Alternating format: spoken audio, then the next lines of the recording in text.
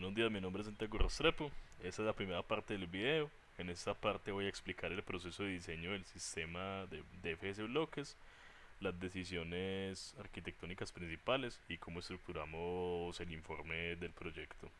La idea de esta parte no es la ejecución de comandos, sino es una parte más teórica, como vemos acá, más de la explicación del documento y de ciertas decisiones. Entonces, el problema que abordamos es cómo almacenar y recuperar archivos en un entorno distribuido, evitando depender de un único punto de almacenamiento físico para todo el contenido de un archivo. Es una solución centralizada tradicional, simplemente es un archivo completo que puede quedar guardado en una sola máquina. Esto es simple pero tiene limitaciones importantes. Si la máquina falla, el archivo deja de estar disponible, si el volumen de datos crece, una sola máquina puede quedarse corta.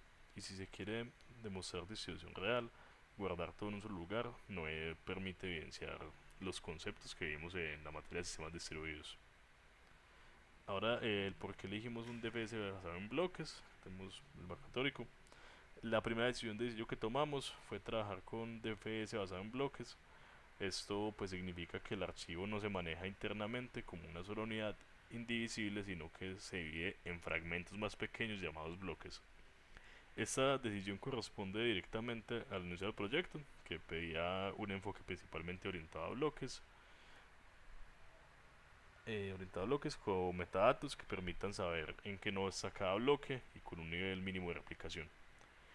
Trabajar por bloques tiene ciertas ventajas, principalmente permite distribuir un archivo entre varios nodos, nos permite replicar cada bloque en más de un nodo o en un data node, nos permite recuperar un archivo incluso si uno de los nodos falla, siempre que exista otra réplica disponible de los bloques afectados. Para la demostración usamos un archivo de prueba de 3 megabytes y un tamaño de bloque de 1 megabyte. Eso dio para que la partición fuera visible y el archivo se viera entre bloques. En una configuración real o por defecto el tamaño del bloque puede ser mayor, por ejemplo 64 megabytes o incluso más. Pero para evidencias académicas decidimos que nos convenía usar un archivo pequeño. Entonces, ¿por qué no elegimos otro enfoque basado en S3?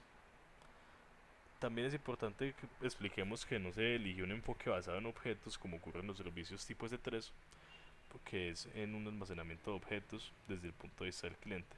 Normalmente el archivo se maneja como una unidad completa. El usuario sube y descarga objetos completos y aunque internamente el proveedor puede fragmentar datos, esa fragmentación no suele ser visible ni controlada por el cliente.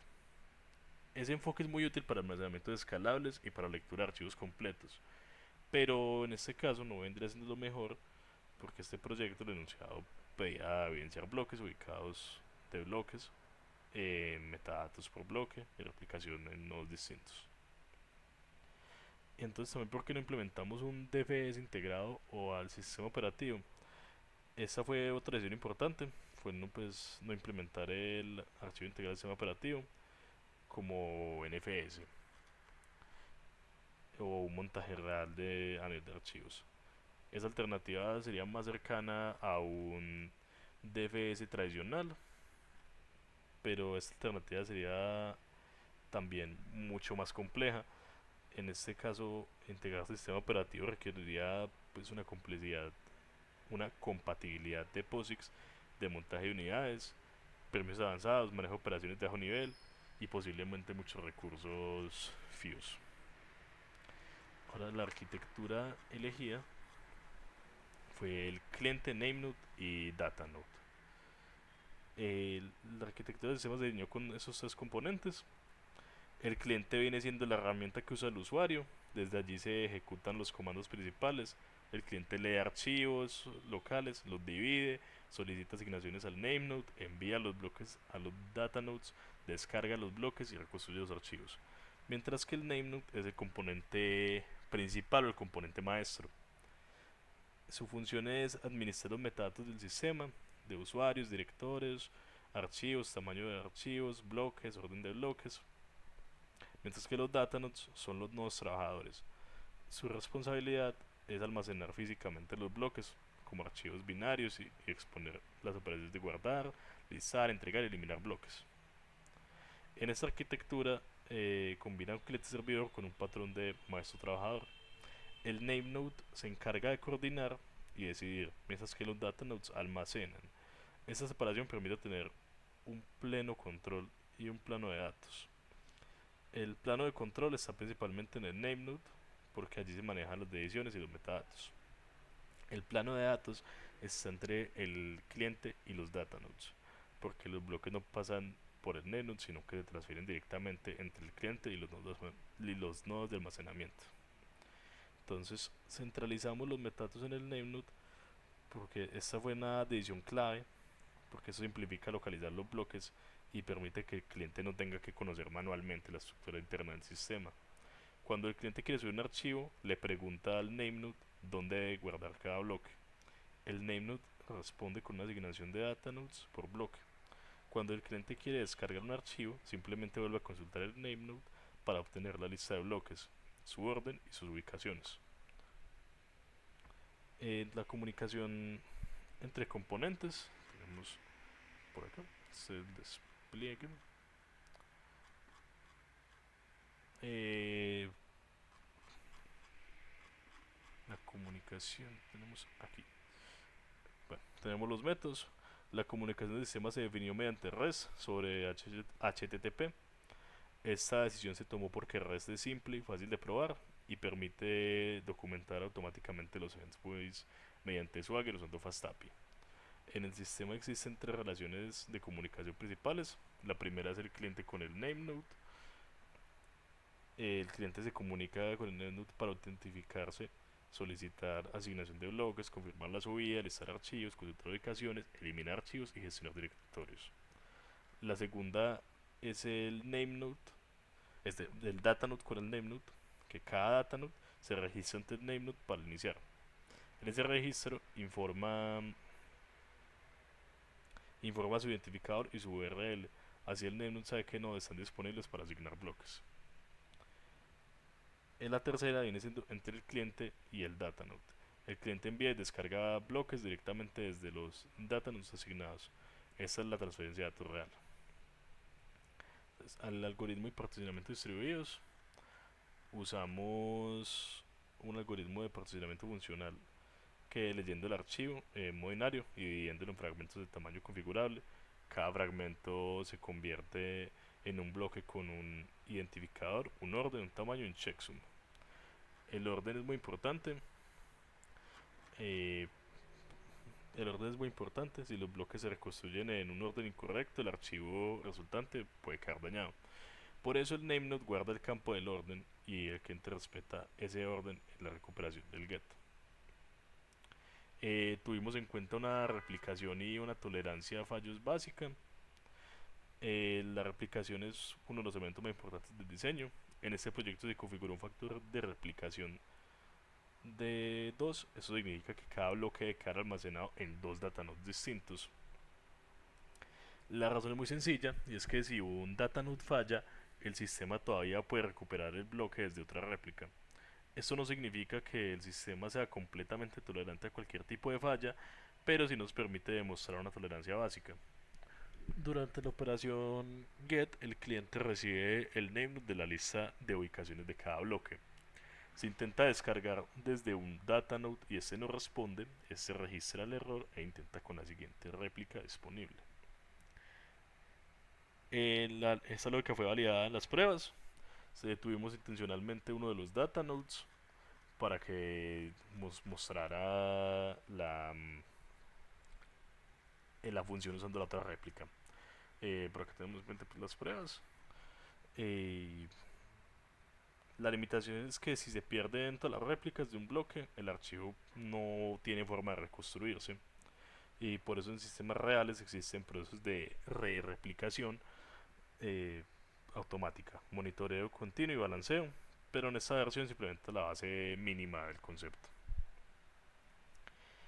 Elegimos Docker Compose local para hacerlo. En este caso se eligió el Docker local como entorno principal de la demostración. Esta decisión simplemente nos permite simular un clúster distribuido usando contenedores independientes. Entonces con Docker levantamos 4 contenedores, un namenode en el puerto 8000, un datanode en el puerto 8001, en el otro en el 8002, otro en el 8003, y cada servicio tiene su propia API, como vemos acá. Eh, Ahora la relación entre el diseño y las pruebas es que las pruebas fueron diseñadas para comprobar directamente las decisiones de la arquitectura, no era únicamente ejecutar comandos, sino que las pruebas de Docker Compose evidencian que existían los servicios separados, las pruebas del Swagger evidencian que cada componente expone su API, el comando de datanode evidencia que los datanodes se registran ante el namenode, el login simplemente nos prueba un funcionamiento básico de autenticación, y la caída de un datanode evidencia la tolerancia básica a fallos. Aquí podemos ver todas las pruebas. Hicimos pruebas de comandos básicos también como ls, de la construcción.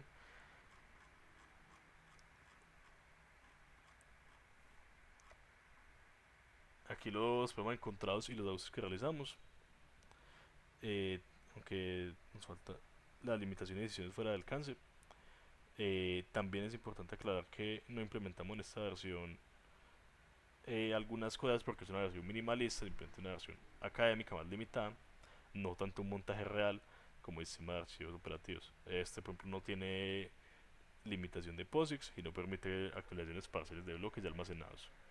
Tampoco implementa alta disponibilidad del namenode, y estas decisiones no se consideran como tal fallas del proyecto, sino que son simplemente límites conscientes del alcance. Implementar esas características convertiría el proyecto en una solución mucho más compleja que se escapa un poco de lo que es del objetivo del curso. En cuanto a los problemas y los que realizamos, pues encontramos que el Docker no respondía inicialmente al ejecutar el comando docker ps.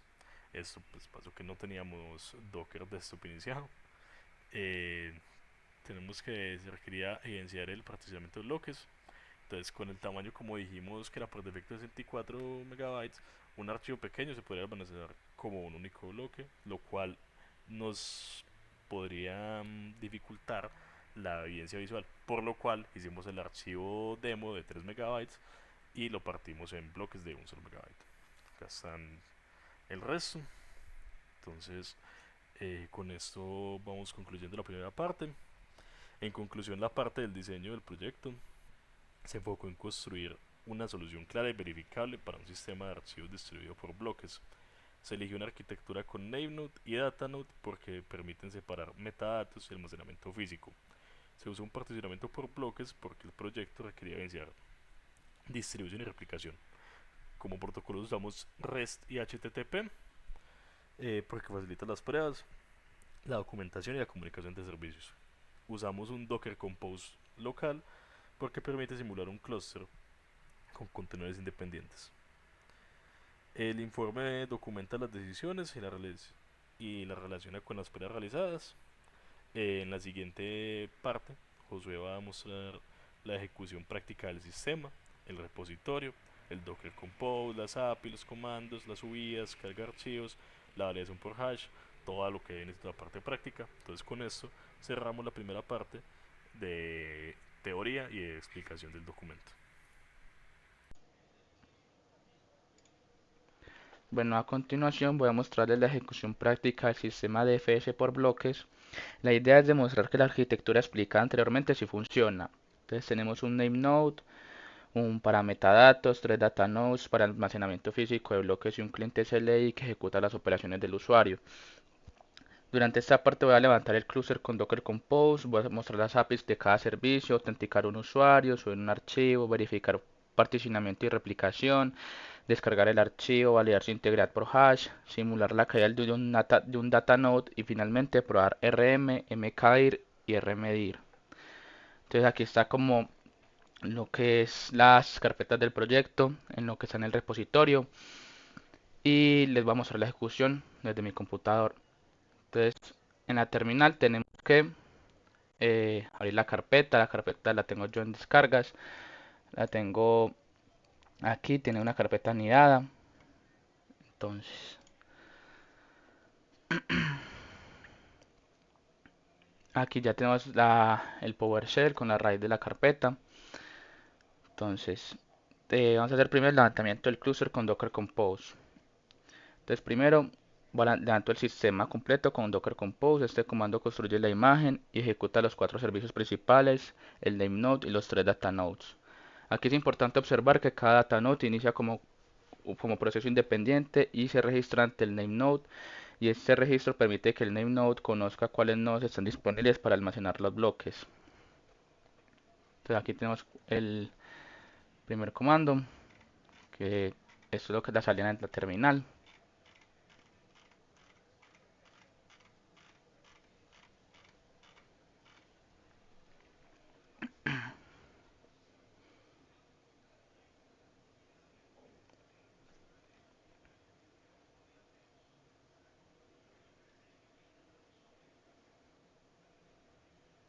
Entonces aquí ya lo que sigue es una segunda terminal que voy a abrir, que la tengo ya aquí, que es donde verifico los contenedores que estén activos.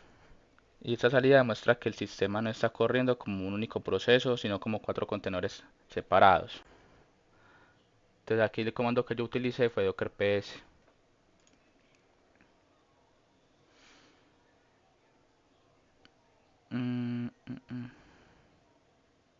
Entonces aquí ya voy a utilizar lo que es el Swagger, que ahora pues abro las APIs con el Swagger en el puerto 8000, que es donde está el name node que contiene los endpoints de control y metadatos. En los puertos 8001, 8002 y 8003 están los data nodes que contienen los endpoints para guardar, listar, descargar y eliminar los bloques. Y esto evidencia la comunicación que se implementó mediante el REST sobre el HTTP y que cada componente tiene responsabilidades separadas. Entonces, aquí, eh, bueno, estamos aquí se abrió fue esto con los HTTP. Aquí está lo del puerto 8000, 8001, 8002 y 8003. ¿Cierto? Entonces ya lo que sigue es la activación del entorno del cliente, que para ejecutar el cliente uso un entorno virtual de Python. Desde esta terminal voy a correr los comandos del CLI mientras el Docker sigue ejecutándose la otra terminal en esta. Entonces yo uso el siguiente comando que está aquí. Entonces la salida por terminal.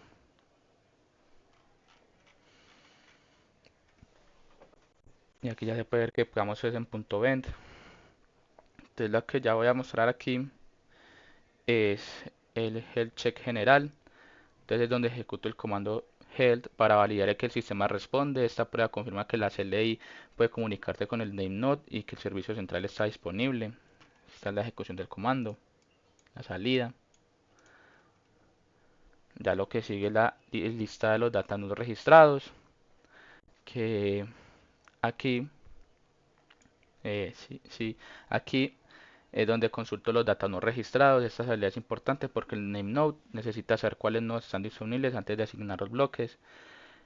Y aquí se observan los 3 data nodes, que es DN1, DN2 y DN3, junto con sus URLs y o datos registrados. Entonces aquí ya lo que sigue son las autenticaciones exitosas y fallidas, que primero inicio sesión con unas credenciales correctas, que en este caso sería usuario Santiago, contraseña 1234. Aquí nos dan un login exitoso, luego por una contraseña incorrecta. Eso para que el sistema no acepta cualquier credencial y que maneja el error de autenticación, que sería esta, usuario Santiago, password coloque mala. Entonces nos dice que el usuario y contraseña son inválidos. Y ya vuelvo y rectifico con una iniciar de sesión correcta para continuar con las pruebas funcionales. Sería esta. Entonces otra nos da un login exitoso. Aquí seguiríamos entonces con la creación del archivo de prueba, donde para que el particionamiento sea visible, genero un archivo de prueba llamado demo.bin, sí, un demo.bin de 3 megabytes. Después lo voy a subir usando bloques de 1 MB, por lo que el sistema debería crear 3 bloques. Y el segundo comando, que sería este, verifica que el archivo existe localmente y muestra su tamaño. Entonces aquí está pues la salida del primer comando y la del segundo comando nos muestra su tamaño.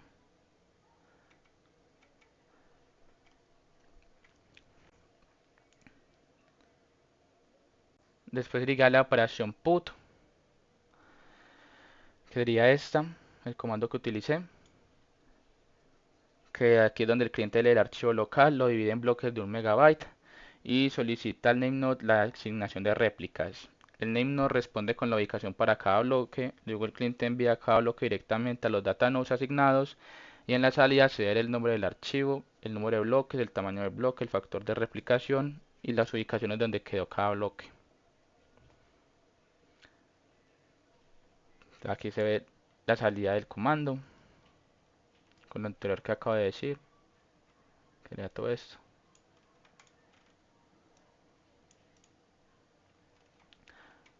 Entonces ya después seguimos con la consulta por bloques de almacenamiento en Datanodes. Este es el comando. Donde ahora se consulta son los endpoints, los blocks de cada datanode, y eso permite ver que los bloques tienen almacenados, ver qué bloques tienen almacenados en cada nodo. Como el archivo tiene 3 bloques y el factor de replicación es 2, en total existen 6 copias distribuidas entre los 3 datanodes. Esa parte demuestra que el archivo no quedó guardado como una sola unidad, sino que es repartido entre nodos y almacenamiento. Entonces aquí se ven 3 comandos donde se muestra el campo del node ID, la count y la lista de bloques por cada respuesta. Entonces esto está en los localhosts, en los puertos que dijimos anteriormente, 8001, 8002 y 8003.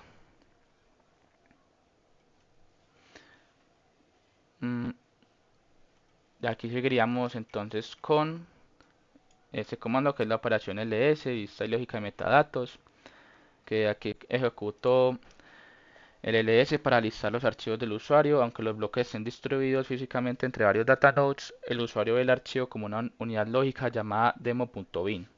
La salida también muestra metadatos importantes con tamaño, cantidad de bloques, tamaño de bloque, factor de replicación, checksums y ubicaciones. Entonces aquí debe verse, debe aparecer el demo.bin, ¿sí? En la lista de los archivos. Debe verse el total de bloques igual a 3 y replicación factor igual a 2. Aquí se ven. Y las ecuaciones de los bloques. Entonces esta es la salida del comando. Aquí ya seguiríamos con lo que es la operación get, que es la descarga y la reconstrucción, donde aquí ahora se ejecuta el get para descargar el demo.bin, donde el cliente consulta el nameNode para conocer los bloques y sus ubicaciones. Luego descarga cada bloque de un datanode disponible y los une en el orden correcto. La salida que nos debe mostrar aquí nos muestra que el archivo fue descargado y reconstruido correctamente. También debe aparecer el checksum match en true, indicando que la integridad consiste en que la integridad coincide con lo esperado. Aquí se nos ve el demo.bin y la salida entera de que nos da el comando. Luego aquí se ve la validación de la integridad con el SHA 256, que ahora con esto se compara el hash del SHA 256 del archivo original contra el archivo recuperado. Y esta validación es externa al DFS y permite demostrar que la reconstrucción fue correcta. Si los dos hashes son iguales, significa que los bloques se descargaron correctamente y se unieron en el orden adecuado y el archivo final no quedó corrupto. Entonces, aquí lo que nos muestra son los dos valores hash, que deben ser exactamente iguales, y esto confirma la integridad del archivo recuperado. Luego si seguiríamos con la simulación de caída de un datanode. que para probar tolerancia a fallos, yo detengo el datanode 1 y eso simula que uno de los nodos de almacenamiento deja de estar disponible, que sería este comando que utilicé aquí, donde se detiene el datanode 1.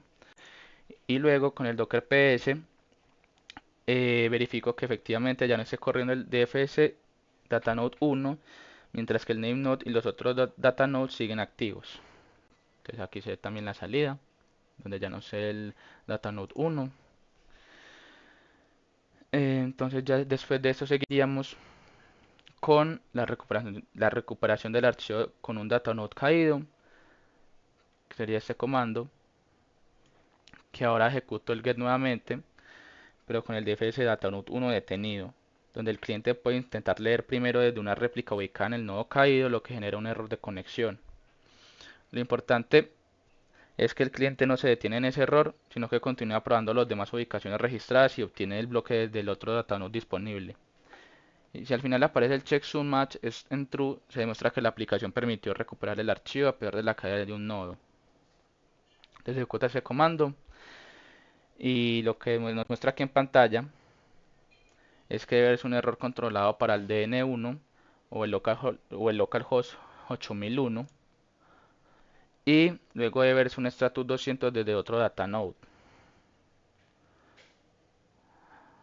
Aquí está, donde debe determinar que el checksum match en true, que también por aquí está. Entonces luego seguiríamos con el hash del archivo recuperado durante la falla, que sería con este comando, que para cerrar la prueba de la falla, comparo el hash del archivo original con el archivo recuperado mientras un datanode está detenido. Si los hashes coinciden, se confirma que la tolerancia a fallos no solo permitirá descargar algo, sino que el archivo resultante es idéntico al original. Entonces se ejecutan estos dos comandos, este que tengo señalado y este otro, donde entonces lo que se muestra en pantalla son los dos hashes que deben coincidir y esto confirma que la integridad durante la recuperación, eso demuestra la integridad durante la recuperación de la falla. Luego seguiríamos con los logs de Docker y la recuperación del datanode, que ahora se revisan son los logs recientes del Docker Compose y esos logs ayudan a evidenciar peticiones entre servicios, registros de datanodes, operaciones sobre bloques y mensajes durante la prueba. Y después vuelve a iniciar el datanode 1 para dejar el cluster completo antes de las pruebas de eliminaciones y directorios. Entonces primero ejecute este comando, que es la salida que nos muestra, y aquí es donde vuelvo a iniciar el datanode 1. Luego seguiríamos con las operaciones RM, la eliminación del archivo metadatos, que aquí pues simplemente se prueba el RM para eliminar el demo.bin. Esta operación elimina los metadatos del archivo en el name node y también intenta eliminar las réplicas físicas en los datanodes. Y después ejecuto ls para confirmar que el archivo ya no aparece en la vista lógica del usuario. Entonces aquí está la operación del RM y la aplicación del rs. Entonces lo que nos muestra en pantalla es el RM debe indicar que el archivo fue eliminado y el ls debe mostrar que la lista del archivo está vacío sin demo.bin. Luego seguiríamos aquí con el error controlado al descargar un archivo eliminado, que ahora aquí es donde intento descargar un demo.bin después de haberlo eliminado. El comportamiento es correcto y es que el sistema no lo encuentra y responde con un error controlado. Aquí está. Eso muestra que la operación RM realmente eliminó el archivo desde la perspectiva del namenode y que el cliente maneja el error sin fallar de forma inesperada. De aquí nos aparece el error 404 que el archivo no fue encontrado. Luego aquí seguiríamos con las separaciones mkdir y rmedir, que aquí simplemente pues para terminar las pruebas funcionales creo un directorio lógico llamado documentos, luego listo el contenido para confirmar que aparece, después elimino el directorio con rmedir y vuelvo a listar para verificar que fue eliminado. Y esas operaciones completan el conjunto básico solicitado, que es el put, el guess, el ls, el rm, el mkdir y el rmedir. Entonces esta es la salida. Entonces, no. Entonces aquí pues lo que se ve en pantalla de las salidas es que después del mkdir, el ls debe mostrar documentos, después del rmedir, el ls ya no debe mostrar documentos y los archivos deben seguir vacíos sin demo.in porque fue eliminado. Ya para cerrar esta parte de nuestro video, con estas pruebas se evidencia que el sistema cumple con el flujo principal de un DFS por bloques. Logramos levantar el clúster con Docker Compose, exponer APIs independientes, registrar data nodes, autenticar usuarios, subir archivos, dividirlos por bloques, replicarlos, listar metadatos, reconstruir archivos, validar el hash, tolerar la caída de un data node, eliminar el archivo y gestionar directorios. También se mostró que los errores esperados como credenciales incorrectas o archivos no encontrados del RM se manejan mediante mensajes controlados y en conjunto esta demostración valida la parte del desarrollo y la ejecución de nuestro proyecto.